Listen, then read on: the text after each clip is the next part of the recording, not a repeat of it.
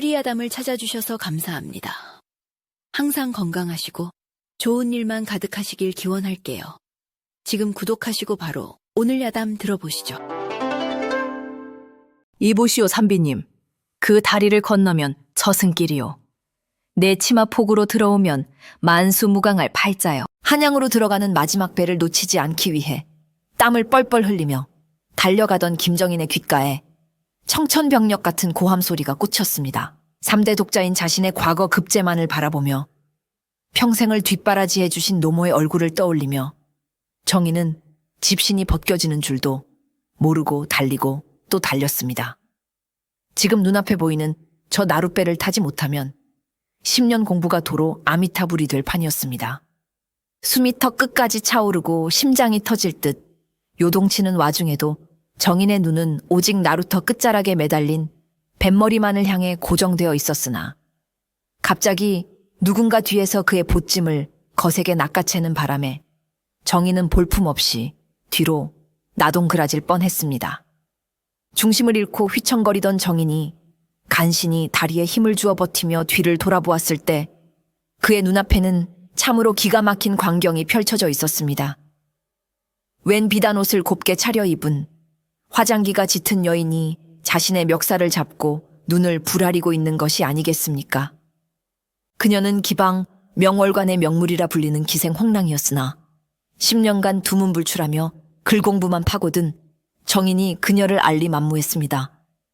정인은 멱살을 잡힌 황당함과 배를 놓칠지도 모른다는 조급함에 얼굴이 불그락푸르락해져서 이게 무슨 해괴망측한 짓이오. 남녀가 유별하거늘 어찌 대낮에 선비의 몸에 손을 댄단 말이오. 당장 놓지 못하겠소? 라며 쩌렁쩌렁하게 호통을 쳤습니다. 하지만 홍랑은 정인의 호통 따위는 귓등으로도 듣지 않는다는 듯 잡은 멱살을 더욱 세게 움켜쥐며 정인을 자신 쪽으로 확 끌어당겼습니다. 그 힘이 어찌나 센지 가녀린 선비 정인은 속절없이 그녀의 코앞까지 끌려가고 말았고 주변을 지나던 행인들과 장사치들은 이 기이한 구경거리에 발걸음을 멈추고 웅성거리기 시작했습니다. 홍랑은 정인의 눈을 똑바로 응시하며 마치 신들린 무당처럼 서늘하고도 단호한 목소리로 읊조렸습니다. 지금 그 배를 타면 당신은 죽소. 물에 빠져 죽는 것이 아니라 한양 땅을 밟는 순간 목이 달아날 운명이란 말이오. 내 말이 거짓 같으면 어디 한번 뿌리치고 가보시구려. 허나 그 발걸음이 저승으로 향하는 마지막 걸음이 될 테니. 정인은 그녀의 말을 미친 여자의 헛소리라 치부하려 애썼습니다. 비키시오. 내 갈 길을 막지 마시오. 과거에 급제하여 가문을 일으켜야 하거늘 재수 없게 죽는다는 소리를 하다니. 정인은 있는 힘껏 홍랑의 손을 뿌리치려 안간힘을 썼지만 홍랑은 거머리처럼 달라붙어 놔주질 않았습니다. 나루터의 뱃사공은 마지막 배 떠납니다. 라고 외치며 밧줄을 풀기 시작했고 정인의 속은 새카맣게 타들어가고 있었습니다. 어허, 남녀 7세 부동석이라 하였거늘 내 몸에 손을 대다니 관아에 고발할 것이오. 정인이 비명을 지르듯 소리치며 발버둥쳤지만 홍랑은 꿈쩍도 하지 않고 정인의 얼굴을 찬찬히 뜯어보았습니다. 그녀의 시선은 정인의 이마에서 시작하여 눈썹, 콧날, 그리고 입술까지 훑어내렸는데 마치 관상쟁이가 사람의 운명을 점치듯 예리하고 집요했습니다. 주변에 모여든 구경꾼들은 저 기생이 선비님한테 단단히 반했나 보구먼. 아니면 선비가 외상술이라도 먹고 도망친 게야? 라며 낄낄거리고 수군댔습니다. 정인은 수치심에 얼굴이 잘 익은 홍시처럼 달아올라 쥐구멍이라도 찾고 싶은 심정이었습니다. 홍랑은 주변의 소란에도 아랑곳하지 않고 정인의 턱을 잡아 이리저리 돌려보더니 혀를 찢찢 찼습니다. 잘 들으시오 선비님. 선비님 미간에 검은 기운이 잔뜩 끼었소. 이건 그냥 재수가 없는 수준이 아니라 오늘 당장 객사해도 이상하지 않을 사상이오. 지금 과거장에 들어간다면 붓을 들기도 전에 목이 베어 나갈 것이오. 내 눈은 틀린 적이 없으니 오늘 밤은 얌전히 내 치마폭에 숨어 목숨이나 부지하시지요.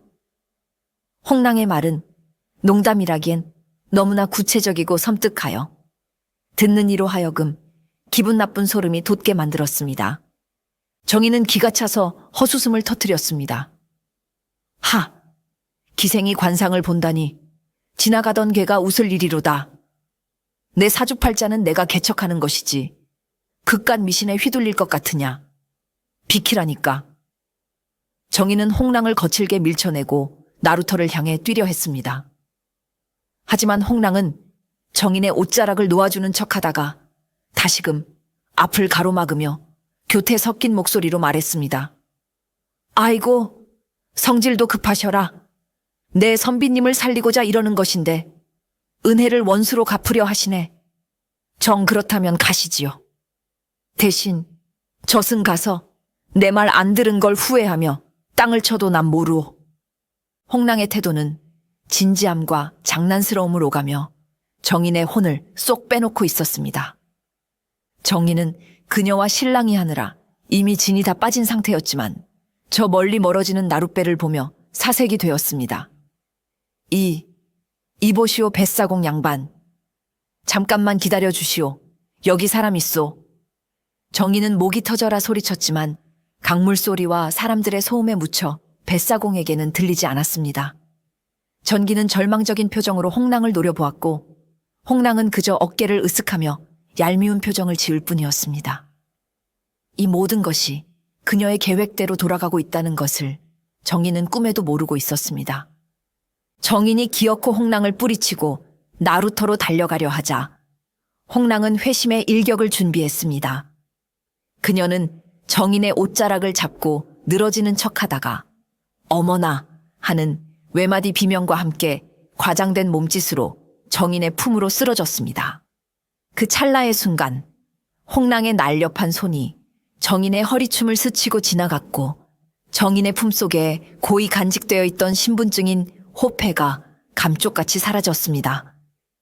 홍랑은 바닥에 주저앉으며 아이고 내 허리야, 선비님이 사람 치네 라고 통곡하며 소란을 피웠고 정인은 당황하여 어쩔 줄 몰라 하며 그녀를 일으켜 세우려 했습니다. 이보시오. 난 그저 가려고 했을 뿐인데 왜 혼자 넘어지고 그러시오. 정인은 억울함을 호소했지만 주변 사람들은 이미 홍랑의 연기에 넘어가 정인을 파렴치한으로 몰아쓰고 있었습니다. 점잖게 생긴 양반이 기생을 밀치다니 말세로다 말세야. 사람들의 비난 섞인 시선을 받으며 정인은 얼굴이 화끈거려 견딜 수가 없었습니다. 홍랑은 짐짓 아픈 척하며 시간을 끌었고 그 사이 나룻배는 이미 강 한가운데로 멀어지고 있었습니다. 정인은 배를 놓쳤다는 사실에 망견자실했지만 곧 다른 배를 구하면 된다는 생각에 서둘러 나루터지기에게 다가갔습니다. 여보시오. 웃돈을 얹어줄 테니 나를 한양까지 태워다 줄 배를 좀 구해주시오. 급한 사정이 있어 그렇소. 정인이 다급하게 사정하자 나루터지기는 심드렁한 표정으로 손을 내밀었습니다. 돈은 나중이고 신분 확인이나 먼저 합시다. 호파에 좀 보여주시오. 요즘 한양 분위기가 흉흉해서 신분 불확실한 자는 절대 못 태웁니다. 전기는 자신만만하게 품속으로 손을 집어넣었습니다. 그러나 손에 잡히는 것은 옷감의 감촉뿐. 늘 그 자리에 있어야 할 딱딱한 나무패의 감촉이 느껴지지 않았습니다. 정인의 안색이 창백하게 변했습니다. 어라? 분명 여기 있었는데? 정인은 허리춤을 더듬고 옷을 뒤집으며 호패를 찾았지만 호패는 발이 달린 듯 사라지고 없었습니다. 식은땀이 등줄기를 타고 흘러내렸습니다. 호패가 없으면 한양 도성 출입은커녕 과거 시험장에 들어가는 것조차 불가능했습니다. 그것은 선비에게 목숨과도 같은 것이었습니다. 나루터지기는 정인을 의심스러운 눈초리로 쳐다보며 혀를 찼습니다. 거참, 호패도 없이 한양을 가겠다고? 간첩 아니오? 썩 물러가시오. 정인은 절망감에 다리가 풀려 그 자리에 주저앉고 말았습니다. 그때 뒤에서 홍랑이 묘한 미소를 지으며 다가왔습니다. 만견자실하게 앉아있는 정인에게 다가온 홍랑은 짐짓 걱정스러운 표정을 지으며 말을 건넸습니다. 어머나 선비님, 혹시 호패를 잃어버리셨습니까? 그러게 제가 뭐라 했습니까? 오늘 일진이 사납다니까요. 정희는 홍랑을 쏘아보며 소리쳤습니다. 이게 다 당신 때문이요. 당신과 신랑이 하느라 정신이 팔려 어디다 흘린 게 분명하오. 내 호파에 물어내시오. 정희는 분통을 터뜨렸지만 이미 엎질러진 물이었습니다. 홍랑은 부채로 입을 가리고 호호 웃으며 말했습니다.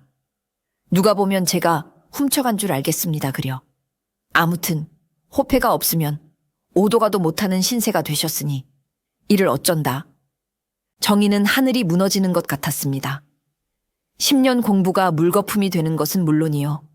당장 오늘 밤 묵을 곳도 마땅치 않았습니다.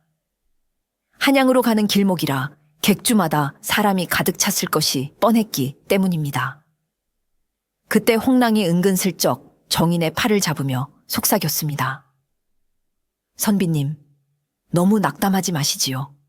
제가 이 근방 지리는 훤하니 호패 찾는 것을 도와드리지요. 혹시 아까 넘어진 곳에 떨어졌을지도 모르니 일단 제 거처로 가서 채비 좀 하고 다시 찾아보는 게 어떻겠습니까?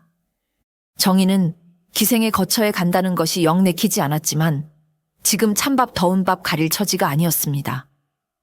지푸라기라도 잡는 심정으로 호패를 찾아야만 했기에 정희는 울며 겨자 먹기로 고개를 끄덕였습니다. 알겠소. 하지만 딴 수작 부릴 생각은 마시오. 내 눈에 흙이 들어가도 불미스러운 일은 용납 못하오. 정인의 꼬장꼬장한 경고에 홍랑은 속으로 코웃음을 쳤지만 겉으로는 순종적인 척 고개를 숙였습니다. 아이고, 무서워라. 선비님 같은 대쪽 같은 분을 제가 감히 어찌하겠습니까? 그저 길 잃은 어린 양을 구제하는 셈 치시지요. 그렇게 하여 고지식한 선비 김정인과 속을 알 수 없는 기생 홍랑의 기묘한 동행이 시작되었습니다. 홍랑은 앞장서서 걸으며 콧노래를 흥얼거렸고 정희는 보찜을 꼭 껴안고 도살장 끌려가는 소처럼 터덜터덜 그녀의 뒤를 따랐습니다. 그들이 향하는 곳은 한양 최고의 기방이라 불리는 명월관이었습니다. 화려한 등불이 밝혀진 그곳은 글공부만 하던 정인에게는 별천지이자 한 번 발을 들이면 빠져나올 수 없는 개미지옥과도 같은 곳이었습니다. 명월관의 대문을 들어서는 순간 정희는 현기증을 느꼈습니다.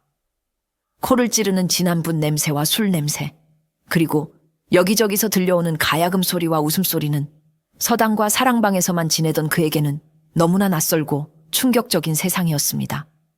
홍랑은 익숙하게 기녀들과 인사를 나누며 정인을 가장 구석진 방으로 안내했습니다. 자, 여기가 선비님이 당분간 지내실 곳입니다. 누추하지만 바람은 피할 수 있을 겁니다. 방은 생각보다 깔끔했지만 기방 한복판에 있다는 사실만으로 정희는 가시방석에 앉은 듯 안절부절 못했습니다. 이보시오 낭자. 호패 찾는 걸 도와준다 하지 않았소. 어서 나가서 찾아봅시다. 정인이 재촉하자 홍랑은 하품을 하며 드러누웠습니다. 아이고 다리야. 아까 선비님 때문에 넘어져서 발목을 삐끗했나 봅니다. 오늘은 꼼짝도 못하겠으니 내일 날 밝으면 찾아보시지요. 홍랑의 뻔뻔한 태도에 정희는 말문이 막혔습니다.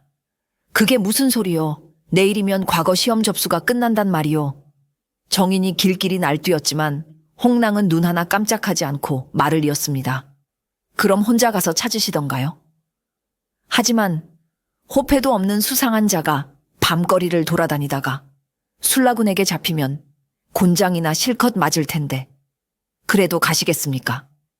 정희는 홍랑의 말이 틀린 것이 하나도 없어 반박할 수가 없었습니다. 결국 그는 분을 사기며 방구석에 쭈그리고 앉을 수밖에 없었습니다. 그때 꼬르륵 하는 소리가 정인의 배에서 요란하게 울려 퍼졌습니다. 긴장이 풀리자 허기가 밀려온 것입니다. 홍랑은 짓궂은 미소를 지으며 말했습니다. 배가 고프신가 봅니다. 공짜 밥은 없는 법이니 밥값을 하셔야지요.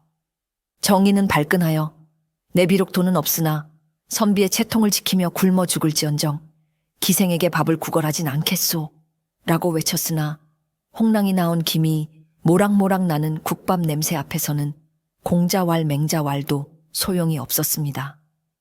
결국 전기는 밥 한 끼를 얻어먹는 대가로 기방의 허드레시를 떠맡게 되었습니다. 홍랑은 그를 아시니 장부 정리나 좀 해주시오라며 두꺼운 장부책과 붓을 던져주었습니다. 천하의 명필이라 불리던 자신의 붓이 고작 술값 계산이나 하는데 쓰이다니. 정희는 통탄을 금치 못했으나 배고픔 앞에서는 장사가 없었습니다. 그는 눈물을 머금고 붓을 들어 기방의 외상 장부를 적어 내려가기 시작했습니다. 박대감 술값 10냥, 김진사 안주값 5냥. 그의 글씨는 눈물 젖은 명필이 되어 장부를 채워나갔습니다. 며칠이 지나도 홍랑은 호패를 찾아줄 생각은커녕 정인을 부려먹는데 재미를 붙인 듯 했습니다. 정인은 틈만 나면 탈출을 시도했으나 그때마다 홍랑이나 기방의 건장한 기도들에게 가로막혀 실패로 돌아갔습니다. 그러던 어느 날 기방의 한 어린 기녀가 구석에서 훌쩍거리고 있는 것을 본 정인은 측은한 마음에 말을 건넸습니다. 어찌하여 그리 슬피 울고 있느냐. 기녀는 사랑하는 선비님에게 편지를 보내고 싶은데 그를 몰라 답답하다며 하소연했습니다. 정희는 혀를 차며 내 대신 써줄 테니 그만 울 거라 라며 붓을 들었습니다. 평소 경전이나 읽으며 딱딱한 글만 쓰던 정인이었지만 어린 기녀의 절절한 사연을 듣다 보니 자신도 모르게 감정이 이입되었습니다. 그는 유려한 문체와 감성적인 비유를 사용하여 구구절절 애틋한 연애 편지를 작성해 주었고 기녀는 편지를 받고 감동하여 눈물을 쏟았습니다.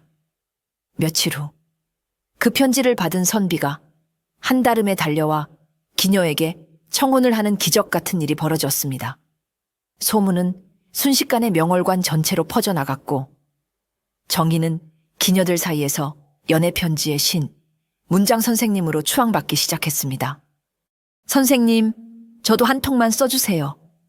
저는 떠나간 님을 잡아야 해요. 애절하게 부탁드립니다. 기녀들이 정인의 방 앞에 줄을 서서 대피를 요청했고 정인은 쇄도하는 주문에 정신을 차릴 수가 없었습니다. 처음에는 이런 잡문이나 쓰다니 선비의 수치다 라고 거부했으나 자신의 글을 읽고 기뻐하거나 감동하는 사람들을 보며 정인은 묘한 희열과 보람을 느끼기 시작했습니다. 딱딱한 과거 시험 답안지에서는 느낄 수 없었던 사람의 마음을 움직이는 글의 힘을 깨닫게 된 것입니다.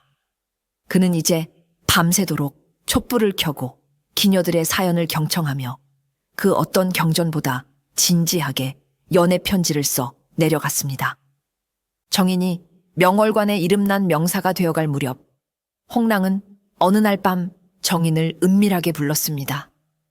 그녀의 표정은 평소의 장난기 어린 모습은 온데간데 없고 사뭇 비장하기까지 했습니다. 선비님, 오늘 밤은 제 방다락에 숨어 계셔야겠습니다. 쥐 죽은 듯 조용히 계셔야 합니다. 만약 들키면 선비님 목숨은 장담 못합니다. 정인은 영문을 몰라 물으려 했으나 홍랑은 다짜고짜 정인을 자신의 방 천장 다락으로 밀어넣고 문을 닫아버렸습니다. 좁고 어두운 다락에 쭈그리고 앉은 정인은 먼지 냄새를 참으며 숨을 죽였습니다. 잠시 후 아래층 홍랑의 방으로 묵직한 발소리와 함께 사내들이 들어오는 소리가 들렸습니다.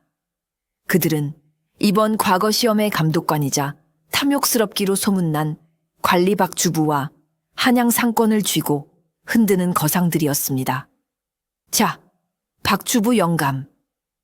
이번 일만 잘 성사되면 영감의 곳간이 금괴로 가득 찰 것입니다. 거상의 아부 섞인 목소리에 박 주부는 거만하게 웃으며 답했습니다. 그렇고 말고. 이번 과거는 이미 합격자가 다 내정되어 있으니 자네 아들도 걱정 말게. 시제는 이미 자네 집으로 보내지 않았나. 정희는 자신의 귀를 의심했습니다. 나라의 인재를 뽑는 신성한 과거 시험이 돈과 권력에 의해 조작되고 있다니. 10년간 붓이 닳도록 공부한 자신의 노력이 송두리째 부정당하는 순간이었습니다. 하지만 충격은 거기서 끝이 아니었습니다. 박주부의 입에서 더욱 끔찍한 음모가 흘러나왔습니다. 그리고 이번에는 윗선의 지시로 좀 시끄러운 일이 있을 걸세. 들러리로 들어온 멍청한 선비놈들 중에 몇 놈 골라 영모죄를 뒤집어 씌워야 하거든. 그래야 반대파 놈들의 길을 꺾어놓지. 안 그런가? 그들의 밀담은 술잔 부딪히는 소리와 함께 밤새도록 이어졌습니다. 벽 틈으로 새어나오는 불빛과 그들의 추악한 대화를 엿듣던 정희는 온몸이 사시나무 떨듯 떨렸습니다. 공포와 분노가 뒤섞여 숨조차 제대로 쉴 수 없었습니다. 이번 과거 시험은 인재 등용문이 아니라 억울한 희생양을 사냥하는 도살장이었던 것입니다. 만약 자신이 예정대로 과거장에 들어갔다면 10중 8구 아무런 배경도 없는 자신이 그들의 표적이 되어 역적으로 몰려 죽었을 것이 뻔했습니다. 정희는 그제야 홍랑이 나루토에서 했던 말, 그 다리를 건너면 저승길이요 라는 예언이 단순한 헛소리가 아니었음을 뼈저리게 깨달았습니다. 홍랑은 이 모든 사실을 미리 알고 자신을 막아선 것이었습니다. 호패를 훔치고 기방에 가두어둔 것도 자신을 괴롭히기 위함이 아니라 죽음의 구렁텅이에서 건져내기 위한 그녀만의 필사적인 구명 조치였던 것입니다. 정희는 다락방 바닥에 엎드려 소리 없는 눈물을 흘렸습니다. 자신이 그토록 무시하고 천대했던 기생이 사실은 자신의 생명의 은인이었다니.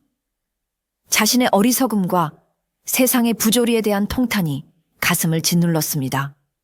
아래층에서는 여전히 탐관오리들의 웃음소리가 들려오고 있었고 정희는 주먹을 꽉 쥐며 이 치욕과 분노를 잊지 않으리라 다짐했습니다. 새벽녘이 되어 손님들이 돌아가자 홍랑은 다락문을 열고 정인을 내려오게 했습니다. 정인은 홍랑을 보자마자 털썩 주저앉으며 물었습니다. 낭자, 어찌 알고 나를 막았소? 내가 죽을 운명이라는 게 바로 이것이었소? 정인의 눈은 붉게 충혈되어 있었고 목소리는 떨리고 있었습니다. 홍랑은 덤덤한 표정으로 정인에게 차 한 잔을 내밀며 말했습니다. 나으리의 눈이 너무 맑아서요. 그 맑은 눈이 흙탕물에 잠겨 빛을 잃는 꼴을 참아볼 수가 없었습니다.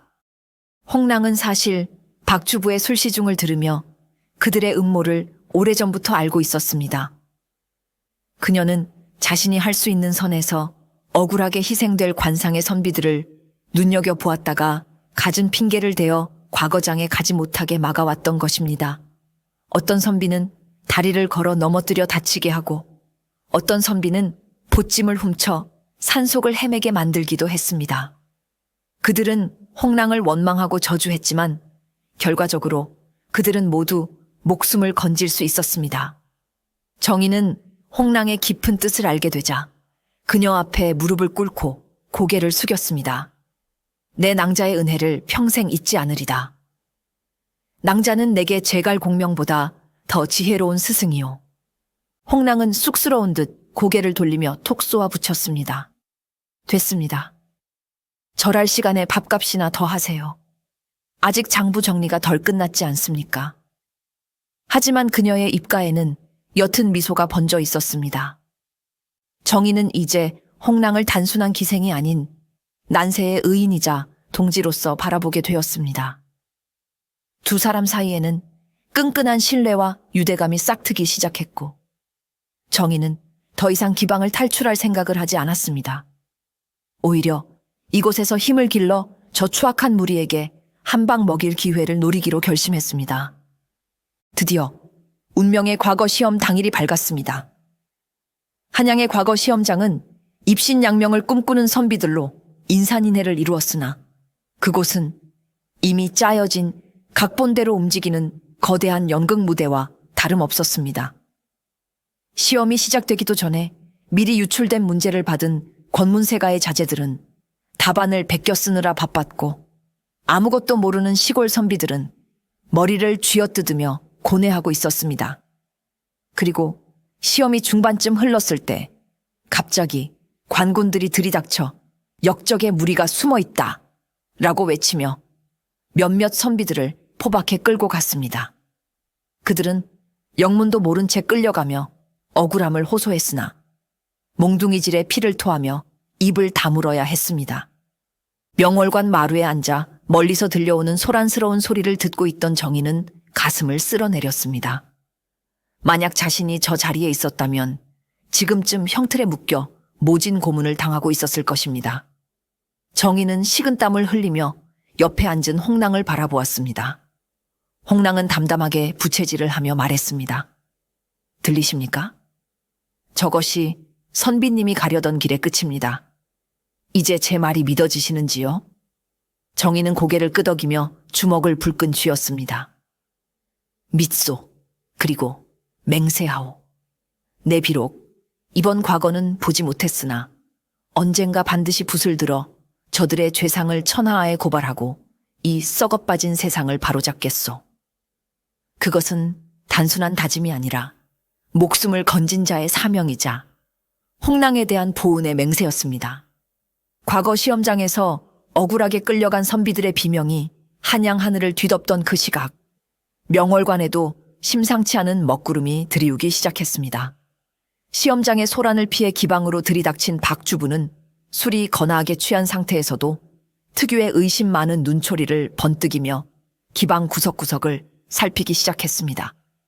그는 평소 보이지 않던 낯선 사내의 기척을 기가 막히게 감지하고는 정인이 숨어있는 뒷방문을 벌컥 열어젖혔습니다. 여기서 쥐새끼 냄새가 나는구나. 이놈은 누구냐? 호패도 없이 숨어 지내는 꼴을 보니 필시 이번 과거 소동을 틈타 숨어든 불순분자가 분명하구나. 박주부의 호통에 정인은 사색이 되어 입술만 달싹거렸고 곁에 있던 기녀들은 공포에 질려 뒷걸음질 쳤습니다. 정인의 정체가 탈로 나는 순간 그 역시 영모의 잔당으로 몰려 목숨을 부지하기 어려운 절체절명의 위기였습니다. 그때 홍랑이 바람처럼 나타나 박주부와 정인 사이를 가로막으며 교태 섞인 웃음을 흘렸습니다. 아이고, 나으리도 참. 취하셨으면 곱게 주무실 것이지 왜 엄한 사람을 잡고 그러십니까? 이 사람은 이번에 제가 새로 들인 악공입니다. 검은고 솜씨가 어찌나 뛰어난지 제가 삶고 초려 끝에 모셔온 귀한 분이지요. 홍랑의 능청스러운 거짓말에 박주부의 눈썹이 꿈틀거렸습니다. 악공이라고? 선비 냄새가 풀풀 나는 이놈이 악공이라니 내년이 나를 능멸하려 드느냐. 박주부는 의심을 거두지 않고 정인을 쏘아보며 당장이라도 포조를 부를 기세였습니다. 전기는 등줄기에 식은땀이 흘러내리는 것을 느끼며 홍랑의 치마폭 뒤로 몸을 숨겼으나 박주부의 집요한 시선은 피할 길이 없었습니다. 홍랑은 당황하지 않고 더욱 당당하게 박주부의 팔을 잡아 끌며 자리에 앉혔습니다. 못 믿으시겠다면 직접 들어보시면 될 일 아닙니까? 이보게, 김학공. 뭘 멍하니 서 있는가? 어서 검은고를 가져와 나으리께 한 곡조 올리지 않고. 홍랑의 눈짓을 받은 정희는 덜덜 떨리는 손으로 구석에 놓인 검은고를 집어들었습니다. 평생 분만 잡았지 악기라고는 만져본 적도 없는 그에게 연주를 하라니. 이는 호랑이 굴에서 살아남으라는 말보다 더 가혹한 주문이었습니다. 하지만 물러설 곳은 없었습니다. 정희는 울며 겨자 먹기로 검은고 앞에 앉았고 박주부는 팔짱을 낀 채 어디 한번 들어보자. 소리가 시원치 않으면 내 놈과 전연의 목을 동시에 쳐주마 라며 으름장을 놓았습니다. 정희는 검은고 줄을 내려다보며 침을 꼴깍 삼켰습니다. 외움이 무엇인지 육률이 무엇인지도 모르는 판국의 연주라니 눈앞이 캄캄했습니다. 하지만 곁에서 홍랑이 장구를 고쳐매며 제가 장단을 맞출 테니 선비님은 그저 흥가는 대로 두드리세요. 붓으로 글을 쓰듯 줄을 튕기시면 됩니다. 라고 속삭였습니다. 정희는 에라 모르겠다는 심정으로 술대를 움켜쥐었습니다. 마치 붓으로 힘차게 일필위지하듯 그는 검은고 줄을 사정없이 내려쳤습니다. 띵, 뚱, 쾅. 고요한 기방에 천둥치는 듯한 괴이한 소리가 울려 퍼졌습니다. 그것은 운율이라기보다는 파괴에 가까운 소음이었으나 정희는 이미 이판사판이라는 생각에 눈을 질끈 감고 미친 듯이 줄을 뜯고 두드렸습니다. 홍랑은 정인의 막무가내 연주에 맞춰 신명나게 장구를 두드리며 추임새를 넣었습니다. 얼쑤 조다. 우리 악공님 가락이 아주 우레와 같구나. 기녀들도 눈치를 채고 손뼉을 치며 춤을 추기 시작했고 기방은 순식간에 난장판 구판처럼 변해버렸습니다. 박주부는 처음에는 인상을 찌푸리며 귀를 막았으나 술 기운이 오른 데다 홍랑과 기녀들이 흥을 돋우자 점점 그 괴상한 소리에 빠져들기 시작했습니다. 정인의 연주는 엉망진창이었지만 그 속에는 억눌려왔던 분노와 살고자 하는 절박함이 담겨 있어 묘하게 사람의 심장을 뛰게 만드는 힘이 있었습니다. 정인은 땀을 비오듯 흘리며 검은 고줄 하나를 끊어먹을 정도로 격정적으로 연주를 마쳤습니다. 연주가 끝나자 잠시 정적이 흘렀고 정인은 이제 죽었구나 싶어 고개를 떨구었습니다. 그런데 박주부가 갑자기 박수를 치며 파한대소하는 것이 아니겠습니까? 하하하, 좋다. 아주 좋아. 내 평생 이렇게 힘차고 파격적인 연주는 처음 듣는구나. 역시 명월관이야. 악공 하나를 뽑아도 이런 물건을 데려오다니. 박주부는 정인의 연주를 기존의 틀을 깬 새로운 예술로 착각한 것이었습니다. 그는 정인에게 술 한 잔을 하사하며 앞으로 내 술자리에는 반드시 내 놈이 연주를 하라고 명했습니다. 정인은 다리가 풀려 주저앉으면서도 성은이 망극하옵니다를 연발했고 홍랑은 안도의 한숨을 내쉬며 정인의 등을 두드려 주었습니다. 목숨을 건 엉터리 연주회가 기적적으로 성공한 순간이었습니다. 가까스로 목숨을 건진 정인은 그날 밤 잠을 이룰 수가 없었습니다. 박주부의 추악한 웃음소리와 억울하게 끌려간 선비들의 비명소리가 귓가에 맴돌았기 때문입니다. 그는 자리에서 벌떡 일어나 먹을 갈기 시작했습니다. 이대로 숨어만 있을 수는 없다. 내 비록 칼은 없으나 붓으로 저들의 심장을 찌르리라. 정인의 눈빛은 과거 시험을 준비할 때보다 더 형형하게 빛났습니다. 그는 박주부 일당이 밀담을 나누던 내용, 과거 시험의 비리, 뇌물을 주고받은 정황 등을 상세하게 적어 내려갔습니다. 그의 문장은 화려한 미사여구 대신 백성들의 피눈물을 대변하는 날카로운 풍자와 해학으로 가득 채워졌습니다. 홍랑은 정인의 결심을 듣고 기꺼이 동참하기로 했습니다. 선비님의 글솜씨라면 한양 바닥을 뒤집어 놓고도 남을 겁니다. 제가 발이 되어드리지요. 두 사람은 야심한 시각, 검은 복면으로 얼굴을 가리고 명월관을 빠져나왔습니다. 그들은 인적이 드문 골목길을 누비며 도성 곳곳에 담벼락과 사람들이 많이 모이는 장터 게시판에 정인이 쓴 벽서를 붙이기 시작했습니다. 심장이 터질 듯 쿵쾅거렸지만 억울한 세상을 바로잡겠다는 일념 하나로 두 사람은 손발을 맞추었습니다. 정인은 풀을 바르고 홍랑은 망을 보며 그들은 밤의 그림자 속에서 은밀한 작전을 수행했습니다. 정인이 쓴 벽서의 제목은 나라를 팔아먹은 도둑놈들의 잔치상이었습니다. 그는 박주부를 탐욕스러운 두꺼비, 거상들을 돈 냄새 맡은 똥파리에 비유하며 그들의 행태를 적나라하게 묘사했습니다. 글을 모르는 백성들도 이해하기 쉽도록 재미있는 그림까지 곁들인 벽서는 단순한 고발장을 넘어 하나의 예술작품과도 같았습니다.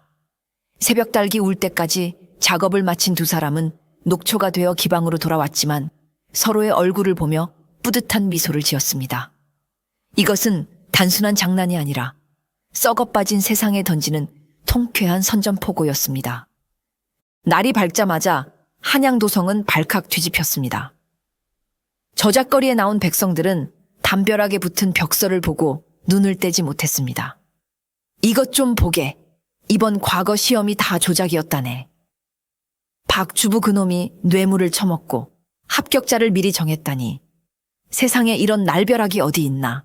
글을 읽을 줄 아는 이가 벽서 내용을 소리내어 읽으면 주변에 구름 관중이 모여들어 귀를 기울였습니다. 정인의 글은 촌철살인의 풍자와 해학이 넘쳐 흘러 읽는 이들로 하여금 분노와 함께 묘한 울분 해소를 느끼게 만들었습니다. 소문은 발 없는 말이 되어 천리를 갔고 삽시간에 도성 안의 모든 주막과 장터는 벽서 이야기로 들끓었습니다. 그 글 쓴 사람이 누군지 몰라도 참말로 명필이구먼.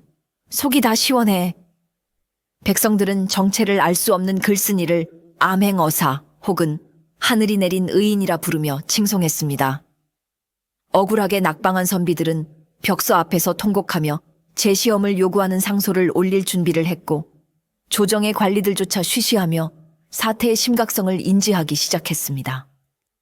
벽서는 단순한 종이 쪼가리가 아니라 민심을 움직이는 거대한 파도가 되어가고 있었습니다. 정인과 홍랑은 명월관 다락방에서 창문 너머로 웅성거리는 거리를 내려다보며 회심의 미소를 지었습니다. 그들의 작은 날갯짓이 거대한 태풍을 불러오고 있었습니다. 한편 자신의 비리가 낱낱이 까발려진 벽서를 본 박주부는 분노로 길길이 날뛰었습니다. 어떤 놈이냐, 감히 내 이름을 더럽히고 조정의 기강을 흔드는 놈이. 당장 그놈을 잡아와 능지처참을 시킬 것이다. 그는 포도청을 압박하여 범인 색출에 나섰지만 신출귀몰한 범인의 꼬리를 잡기란 쉽지 않았습니다. 그러던 중 박주부는 벽서에 쓰인 종이와 먹에서 은은하게 풍기는 나칡은 향기를 맡게 되었습니다. 그것은 일반 시전에서 파는 싸구려가 아니라 최고급 기방에서나 쓰는 값비싼 분향이 섞인 종이 냄새였습니다. 박주부의 뱀 같은 눈초리가 번뜩였습니다. 이 종이 명월관에서 내가 시를 쓸 때 쓰던 그 종이질과 똑같구나. 그리고 이 먹향기, 홍랑의 방에서 나던 냄새야. 박주부는 무릎을 탁 쳤습니다. 며칠 전 자신이 악공이라 착각하고 넘겼던 그 수상한 사내, 그리고 그를 감싸던 홍랑의 태도가 실마리처럼 맞춰지기 시작했습니다. 등잔 밑이 어둡다더니 감히 내 단골 기방에서 나를 능멸해. 내년들이 제 명을 재촉하는구나. 박주부는 즉시 자신의 사병들과 포졸들을 소집했습니다. 그는 이번 기회에 눈엣 가시 같은 벽서의 범인을 잡고 명월관을 쑥대밭으로 만들어 본보기를 보이기로 작정했습니다. 수백 명의 병사들이 횃불을 들고 명월관을 향해 징역하기 시작했습니다. 박주부의 사병들이 명월관을 겹겹이 포위하고 대문을 박차고 들어오자 기방은 순식간에 아수라장이 되었습니다. 범인을 내놓아라. 숨겨준 년들도 모조리 잡아들여라. 박주부의 고함 소리에 정의는 자신의 탓이라며 자책하며 나서려 했으나 홍랑이 그를 막아섰습니다. 선비님은 달하게 계십시오. 이 싸움은 우리가 맞겠습니다. 홍랑의 신호와 함께 숨죽이고 있던 기녀들이 일제히 각자의 무기를 들고 뛰쳐나왔습니다. 그녀들의 손에 들린 것은 칼이나 창이 아니라 분통, 고춧가루 단지, 콩기름병, 그리고 긴 치맛자락이었습니다. 감히 우리 명월관을 건드려. 얘들아, 매운맛을 보여주자. 홍랑이 고춧가루 단지를 공중에 뿌리자 매캐한 붉은 안개가 사병들을 덮쳤습니다. 애취, 아이고 눈 따가워. 사병들이 눈물 콧물을 흘리며 비틀거리는 사이 다른 기녀들이 바닥에 콩기름을 들이부었습니다. 미끌미끌한 바닥에서 사병들은 덩실덩실 춤을 추다 꽈당 넘어지기 일쑤였고 그 위로 기녀들이 날린 하얀 분가루가 덮쳐 그들은 밀가루 반죽 꼴이 되었습니다. 무시무시한 살육전이 아닌 한바탕 해학적인 난장판이 벌어진 것입니다. 기녀들은 춤을 추듯 우아하게 움직이며 치맛자락으로 사병들의 시야를 가리고 부채로 뺨을 때리며 그들을 농락했습니다. 천하의 관군들이 기생들의 기상천외한 공격에 맥을 못 추고 굴욕을 당하는 모습은 통쾌하기 그지없었습니다. 명월관 앞마당이 콩기름과 고춧가루 범벅이 된 사병들로 난장판이 되어갈 무렵 박주부는 더 이상 참지 못하고 직접 칼을 뽑아들고 정인이 숨어있는 다락방으로 향하려 했습니다. 다 비켜라. 내 직접 그놈의 목을 베겠다. 절체절명의 순간 어디선가 우렁찬 함성 소리가 들려왔습니다. 암행어사 출두야. 그 소리는 마치 하늘에서 떨어진 벼락과도 같았습니다. 남루한 옷차림을 한 거린인 줄 알았던 사내가 품속에서 번쩍이는 마패를 꺼내 들고 역졸들과 함께 들이닥쳤습니다. 그는 정인의 벽서를 읽고 사태의 심각성을 느껴 한양에 잠입해 있던 암행어사였습니다. 박주부, 내 죄를 네가 알렸다. 암행어사의 호통에 박주부는 들고 있던 칼을 떨어뜨리고 사색이 되어 주저앉았습니다. 역졸들이 들이닥쳐 콩기름에 미끄러져 허우적대던 사병들과 박주부를 굴비 엮듯 포박했습니다. 기녀들은 환호성을 질렀고 다락방에서 숨죽이던 정인도 그제야 안도의 한숨을 내쉬며 밖으로 나왔습니다. 암행어사는 난장판이 된 기방을 둘러보며 헛웃음을 지었지만 이내 정중하게 정인을 불렀습니다. 그 벽서를 쓴 이가 자네인가? 내 자네의 문장에 깊은 감명을 받았네. 나와 함께 가서 진실을 밝혀주게. 정인은 당당하게 고개를 끄덕였습니다. 다음 날 의금부 마당에서 열린 국문 자리에는 박주부 일당과 억울하게 잡혀갔던 선비들이 모두 모여 있었습니다. 정인은 증인석에 서서 자신이 다락방에서 엿들었던 밀담의 내용과 과거 시험의 부정행위를 낱낱이 고했습니다. 그의 목소리에는 떨림이 없었고 논리정연하고 기계에 넘치는 그의 증언은 듣는 이들의 가슴을 울렸습니다. 국가의 녹을 먹는 자들이 인재를 뽑는 신성한 과거를 돈벌이 수단으로 삼고 죄 없는 선비들을 역적으로 몰아죽이려 했으니 이는 나라의 기둥을 뿌리째 뽑는 만행이옵니다. 정인의 명쾌한 증언에 박주부는 반박 한마디 못하고 고개를 떨구었고 억울함을 호소하던 선비들은 감격의 눈물을 흘렸습니다. 이를 지켜보던 임금과 대신들도 정인의 기계와 문장력에 감탄을 금치 못했습니다. 암행어사는 정인의 어깨를 두드리며 혀를 찼습니다. 허허, 이런 인재가 붓을 꺾고 낙방할 뻔했다니 하마터면 나라에 큰 손실이 될 뻔했네. 자네가 과거장에 들어가지 않은 것이 오히려 천만다행이었군. 정인의 진실 규명으로 인해 썩어빠진 환부는 도려내어지고 정의가 다시 세워지는 순간이었습니다. 박주부와 그 일당은 엄벌에 처해지고 유배를 떠났으며 억울하게 옥살이를 하던 선비들은 모두 풀려나 다시 시험을 치를 기회를 얻었습니다. 조정에서는 정인의 공로를 높이사 그에게 특별 채용으로 벼슬을 내리려 했습니다. 모두가 부러워할 만한 출세의 길이 열린 것이었습니다. 하지만 정인은 정중히 그러나 단호하게 그 제안을 거절했습니다. 그는 관복 대신 다시 허름한 선비의 도포를 걸치며 말했습니다. 소인은 벼슬길에 올라 입을 다물고 고개를 숙이는 것보다 저작거리에서 붓을 들고 백성들의 곁에 서는 것이 제 길임을 깨달았습니다. 높은 곳에서 세상을 내려다보는 관리가 아니라 낮은 곳에서 사람들의 이야기를 듣고 쓰는 사람이 되겠습니다. 정인의 예상 밖의 선택에 조정 대신들은 의아해했지만 암행어사만은 그의 뜻을 존중하며 고개를 끄덕였습니다. 그것 또한 나라를 위하는 길이니 부디 초심을 잃지 말게나. 정인은 가벼운 발걸음으로 궁궐을 나섰습니다.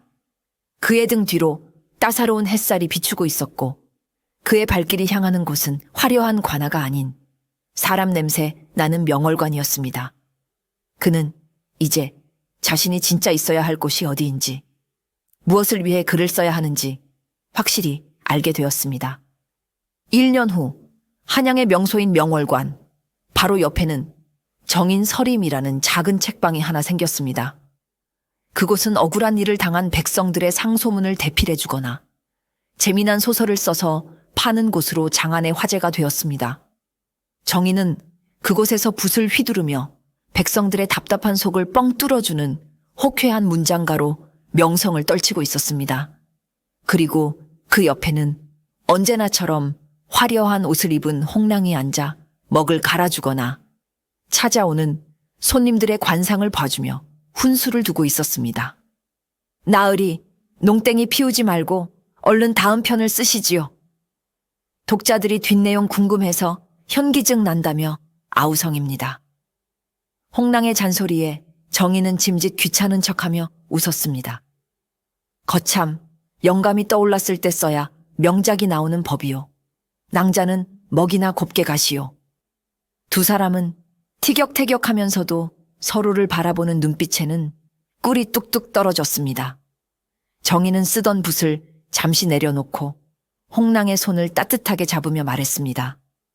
내 인생 최고의 문장은 과거 시험 답안지가 아니라 그대라는 제목을 만난 것이오. 그대가 아니었으면 내 목숨도 내 글도 없었을 테니. 홍랑은 얼굴을 붉히며 정인의 어깨를 툭 쳤습니다. 어머, 나 부끄럽게 시리. 그런 말은 소설에나 쓰세요. 두 사람의 행복한 웃음소리가 기와지붕 위로 맑게 퍼져나갔고 책방 앞에는 오늘도 그들의 이야기를 듣기 위해 찾아온 사람들로 문전성시를 이루었습니다. 과거 급제 대신 목숨을 급제하고 벼슬 대신 사랑과 사람을 얻은 천재 선비와 신통방통한 기생의 이야기는 그렇게 오래오래 한양 바닥의 전설로 남았습니다.